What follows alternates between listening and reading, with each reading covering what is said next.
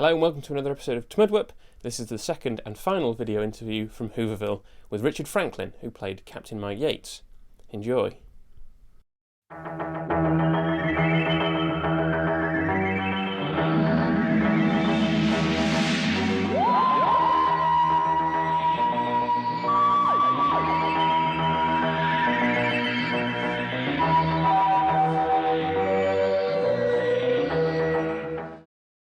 This is the Richard Franklin podcast panel. We're in the podcasting room at Whooverville. I'm Siobhan from The Flashing Blade. On my right is Michael from the Tin Dog podcast. On my left is I'm Chris from the Pharos Project. And even further away with a video camera, which is unnatural, it's Luke from the Mining Doctor podcast. And it's Richard Franklin sat in front of us. Hello, Richard. Hello, I wondered whether you were going to ask who I was. Shall I tell you? Yes, in case you don't know. Right, I'm Richard Hello. Franklin and I played Captain Mike Yates of Unit in the great days of John Pertwee. Hey. That's the way to start, I think. Well, we've all gone up at Radio 1 now. Well, If you send me That's back Chris probably- Moyles, I will sulk. Fair enough, moving on to the actual person in front of us. Yes. that's probably the best applause I'll get for the whole morning, actually. Yeah, I'll relish it. Right, we'll always start with exactly the same question we'll be asking everyone else. Have you been asked to come back in 2013 for a special? No, but I would very much like to be. I'm open to all invitations. Marvellous. No, I would, seriously. I mean, it's wonderful to have had a character that is still alive, and very much so. It's what are you laughing at? There is somebody who isn't even involved in this interview who's laughing. Good. Let's laugh. For God's sake, let's laugh. So Mike's still alive. He's apparently still selling second-hand cars, would you say? No! Benson. He's living with Tommy making honey at the Buddhist retreat. Absolutely. See, Look, what it do is get your I've facts got, right. No, I've got my questions for John Levine on this page, and my questions for Richard Franklin. Well, will on you this tear page. John So what Levine's I'll do questions is out of I'll your book, bend that please, and ask round. me questions? There you are. So you're living with Tommy. Right. See, that takes me back to my first His question. Tommy's pretty. Yeah. Thank you very much indeed, yes. Tom Baker and I had a great ball doing the all those Demon Quest and all that stuff. I mean, it really was a laugh a minute. Everybody who came on the show was terrific. And I think, you know, the proof of the pudding, the CDs are sold like hotcakes. I don't get any profit, I may say, out of it, but that doesn't matter. The story's there, the character's alive, and everybody's happy. There a fourth series coming in? Well, I believe so, but I don't know. Okay. I seriously don't know. I mean, I would spill the beans if I knew. Oh, right. I can't keep a secret. Which one, out of the three, which one's been your favourite so far? Oh, I don't know. I think they're all lovely.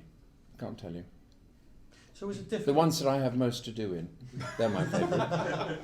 So coming back to your character, which is like you've made it your own, definitely. After so much time, though, was that difficult, or did you just step back in? I've never ever left it. I mean, seriously, if I'd wanted to leave it, I couldn't have done. And I don't want to. I mean, as we all know, I mean, Doctor Who is a world television phenomenon. It really is. You know, actually, I've learnt more about my character and more about Doctor Who since leaving and going to all these conventions for the last 150 years than I ever knew at the time. In fact, I wish I had known a bit more at the time. I might have done a better performance. How much do you think you've picked up from conventions? Oh, cold and flu. No, I mean, because as an actor, obviously you do the job, come away from it, and that's it. Yes. But having been connected with Doctor Who for so long and going to so many conventions, being asked so many questions, how much do you think have you actually picked up and soaked up? Oh, an enormous amount. I mean, you know, the fans are really are moles in disguise, aren't you? Let's face it. And I mean, you know, you turn up in the most extraordinary places, the accounts department of the BBC and things like that, you know. You know far more about what I'm being paid.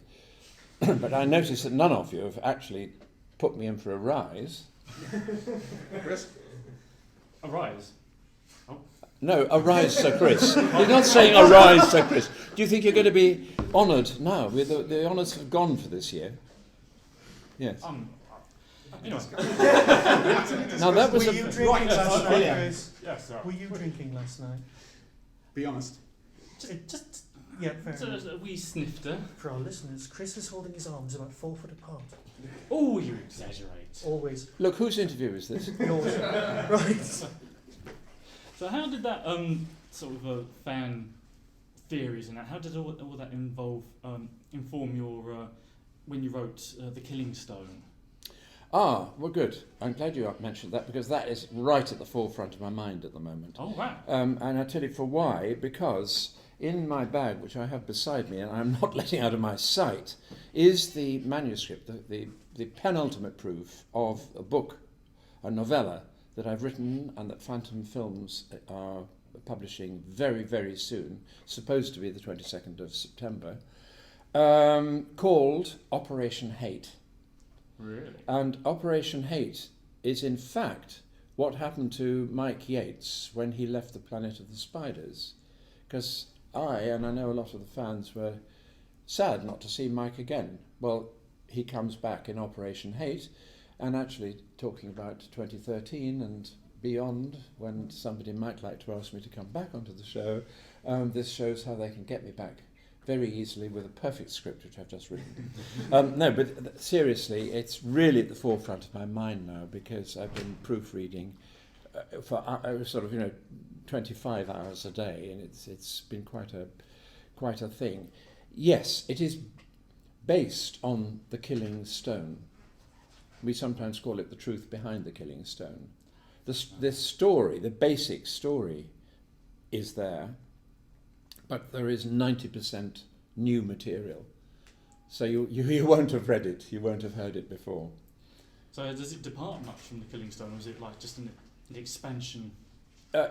Well, just going back historically, The Killing Stone was recorded by Bill Baggs, who now works at Southern Television, and he wanted to do it in 50 minutes. Well, I mean, it was a novella, and that's a lot. And he had to cut out 50%. So already he's lost a huge amount of the style of the writing and the fact that it's a book to be read. It was written as a book to be read. And I thought, well, okay, fair enough. I mean, these are the bare bones of a plot.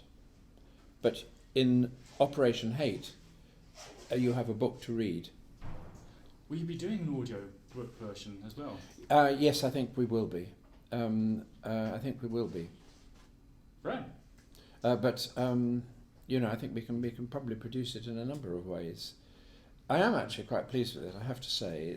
I think it's unique in that it comes from me, and anything that comes from any of the people on Doctor Who, or any of us in this room. I mean, it is unique because we are unique. But there is a style to it, which is my own style. So did you draw from your own experiences other than Mike Yates? Was there? Oh yes, I did. Because actually, this is quite an interesting question, because originally I had thought I'd be very clever and have this confusion of the actor and the character, because an awful lot of people, as you know, sometimes have quite a lot of difficulty in deciding whether they're talking to Mike Yates or Richard Franklin. And I thought this is the fact and fiction and, what is real and what is fantasy. It's quite an interesting idea. And I tried it in the first sort of version of the book, but we all felt that it was too complex and nobody quite knew what was happening. So it is, the Operation Hate is the straight story of, well, I won't say who, for copyright reasons. The copyright nightmare must be a bit of a pain. Well, yes, because I think BBC policy has changed, and obviously we're not going to infringe that. But when I did Killing Stone, they were perfectly happy for it to be the story of Mike Yates. So the character of Mike Yates belongs to the BBC, but there's usually the people who created them at the time. Oh yes, I mean the Daleks were owned by Nation Estate. Nation, yeah, exactly. So I was Who just was wondering actually who owns Mike Yates? BBC. The BBC. It was Barry Letts. It was Barry Letts. Yeah. Right, so But actually, they've all been terribly helpful to me. They really have. I mean, the copyright department has been wonderful, and so was Terry when he was alive. He lived in Pacific Palisades, which is a rather posh part of Los Angeles, actually. I believe they used to, apparently, according to the biography of him, he used to just drink champagne with everything. Well, don't you? A nice cup of tea. Actually, I agree with you. You can't beat a nice cup of tea. And actually, I really do. I'm a great tea drinker. But it's got to be leaf tea, and I'm quite sort of... Would you warm the pot first? What? Would you warm the pot first? Well, of Some course. don't. Just checking. Your credentials when it comes to tea. Yeah, of course I do. No, but the thing is that there's a very nice tea shop I discovered in Nîmes. And I don't know if you know Nîmes, but it's the most lovely former Roman provincial camp in Provence, in France. Where jeans come from. Where indeed the genes come from. Yes, exactly. That's very knowledgeable of you. I know a little bit of French. Yes, good. Perhaps you'd like to tell us a little bit more about it. I know more Russian than French. So. Oh my God, boasting again. And that's Look, why in a it moment hasn't you're going to take over this interview, and it's for me. It's me. Well, that's No. why the camera's pointing at you and not at me. Oh, well, that, I Done it understand. the wrong way round. But in Nîmes there is a tea shop, and it's rather lovely because they have a wide range of very good teas. But the important thing about tea is, of course, that different teas need a different length of time to infuse. And something with a big leaf, like Lapsang Souchong or something like that, takes much longer than Builder's tea, both of which I drink. But Builder's tea, Assam, if you like, that's Good strong cup. a good strong cup of cha. But when you order a tea at this lovely tea shop in Nîmes, they have a little egg timer, and it times the different kinds of tea you have. Big Finish. You Oh, enjoy yes. doing the companion comics? Oh yes, Big Finish has been absolutely wonderful. I've done lots of stuff for them, and I believe that Katie and John and I are just about to do another story. Oh, wonderful. But I don't know too much about it. But they rang back about it the other day, which I'd love to do. Very different discipline to just straight audio acting, I would have thought. Because a lot of it is, to a certain extent, narration sometimes. You have to sometimes come up with other characterizations as well. Yes. Hard work? A lot of concentration. I hate to say that any acting is hard work. Yes, it is. In the sense that you concentrate a lot and you're very tired at the end of it. But it's not like digging a hole in a road and on a cold morning or whatever, you know. Actually, I believe I'm right in saying, in fact I know I'm right in saying, in the Second World War, people who dug holes in roads got a bigger food allowance than people who were blue-collar workers and so on, which actually was terribly unfair. My father was a surgeon and working unbelievably long hours in the Blitz, putting together the bodies of people in the East End of London who'd been bombed in the Blitz, in the Nazi Blitz. And he certainly needed as much nourishment, and all the nurses and everybody else, as someone digging a hole in the road. I think we're all equal. I really do feel that. I mean, everybody's contribution is moving into a more philosophical sort of area. But I think any job done well is of equal value. I unfortunately don't have any children. If I did, I wouldn't care a damn whether they were, doing a manual job or whether they were a professor of philosophy at a university, as long as they do the job well. And I often think, what used to be called a housewife, but nobody likes to be called that now, and yet that actually is sort of the mother, the housewife, is actually the most important job in society, bringing up the next generation. But the housewife is just as important as the chief executive. And if she's a good housewife, she's better than a bad chief executive, in my opinion, though she's not paid as much. Any housewives here? Yes. Right, somebody with dog written on his front says he's a housewife, but you're bitch, really, are you? You've just been... Not a problem. Let's briefly talk about the Oh, you were going to ask me a question. No, You're so it's nice, fine, too. it's Oh.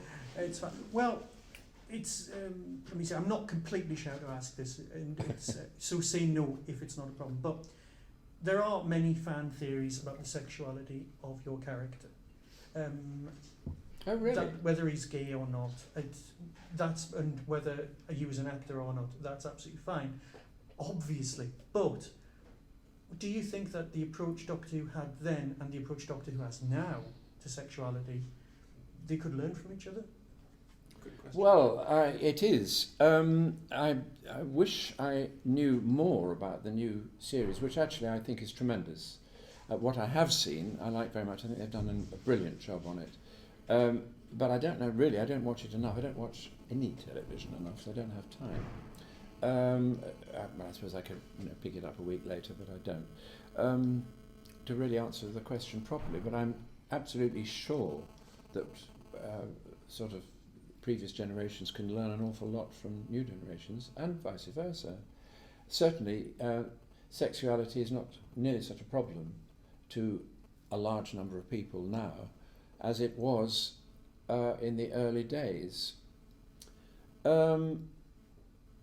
Whether Mike Yates or Richard Franklin are gay or straight or bi or what they are is for them to tell you, and neither of them cares.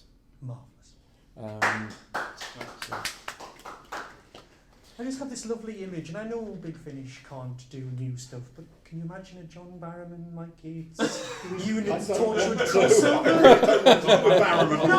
No, not I wasn't, necessarily. but now I am. That's what I was saying when Yes. I said he's living with Tommy. Yes. Tommy from Planet of the Spiders.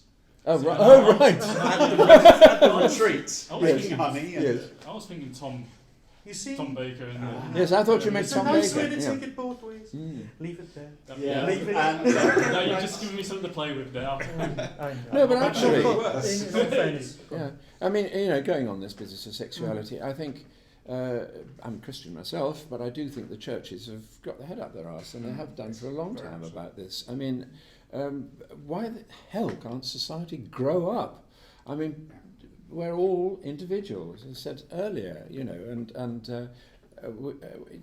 it's persons, partly it's their personal choice, and partly it's their DNA, it's partly the way they were born.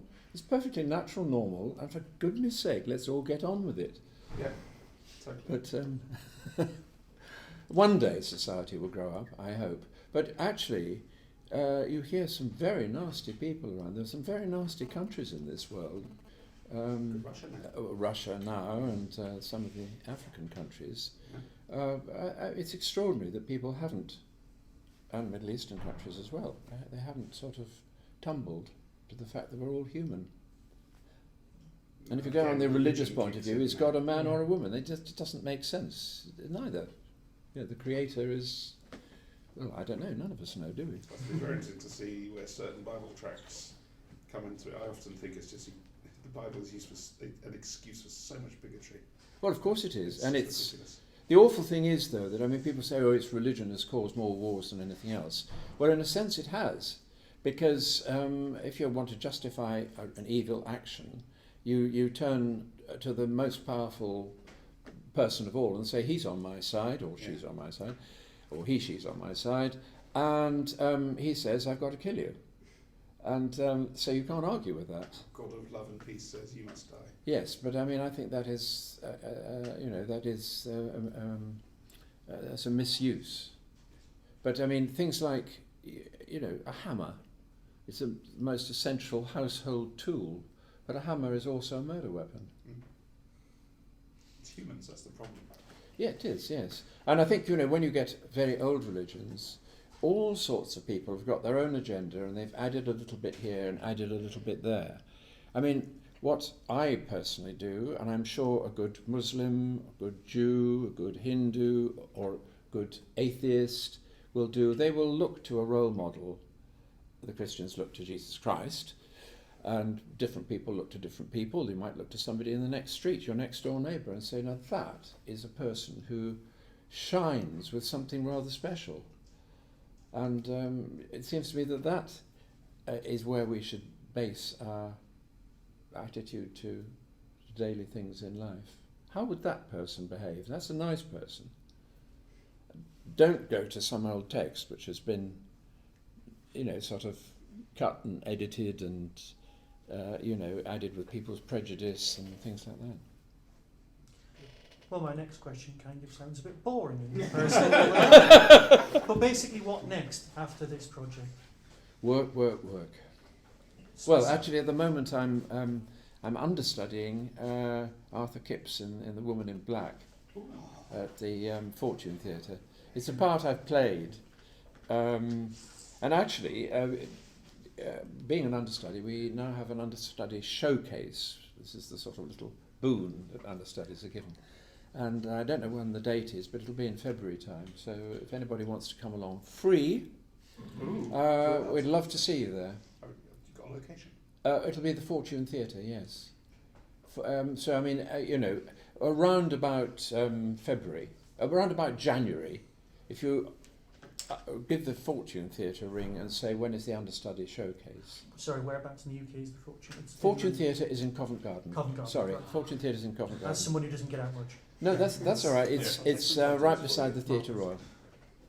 Luke, would you like to ask a question? Yes, I was going to say, let's talk about the DVD range. Yes. Because of the unique problems with The Mind of Evil, you're one of the last actors that will have all of their stories out on DVD. Yes. What involvement have you had so far, and have they talked to you about future commentaries and DVD extras, that kind of thing? The DVDs have been very successful. I've absolutely loved doing them. I mean, they've been very good fun, and as you say, they have been very popular. I haven't any plans at the moment. Yeah. But if anyone wanted me to do another one, I'd love to. Yeah. No, they're good fun, and I think people appreciate hearing the sort of how they were made and one's reflections. Yeah. We're going to need to wrap up now because we're just going to be upstairs in about 5 minutes' time. I'm sure we're going to want to do the odd little ident thing and whatever. One last question. Yes. Your most cherished memory, not necessarily from Doctor Who, but just your most cherished memory. Something that makes you look at the world and smile. My God. There's Payday. been so much sadness in Doctor Who recently. Let's just have something really, really good. Right. No pressure then. Yeah. Right. Well, actually, I tell you what makes me smile. The little scene with Katie Manning and another little scene with John Levine. The little scene with Katie Manning was being discovered making a cup of chocolate Oh yes. on the doctor's Bunsen burner. It's just there were lovely little touches like that, and of course the bit with John Levine was when he comes in with a lovely munchy sandwich in his hand, and I take it from him and eat it and say, rank has its privileges. Actually, in the book that I was mentioning, which I've just written, it's just about to be published, Operation Hate, I have a lot of fun with the John Levine character. Do old Benton. Yes. Putting him in No. I'm sure he'll love it. I mean, all publicity is good publicity. And I think what will come out actually of the book is what a very close-knit and friendly group we were, and I think because we were friends and very much together, I think it's a little bit like politicians. If you get a government that is split, no one will vote for them. We were very much together, very much obviously a unit. And that's why it's so popular. One of the reasons. And also, of course, we had brilliant technical support. I mean, starting with the writers who were fantastic. We were very lucky at that period of John Pertwee to have such good writers. But we also had, of course, the wonderful and late and much lamented Barry Letts producing. Richard, thank you. Not at all, it's a great pleasure. Thank you Very much.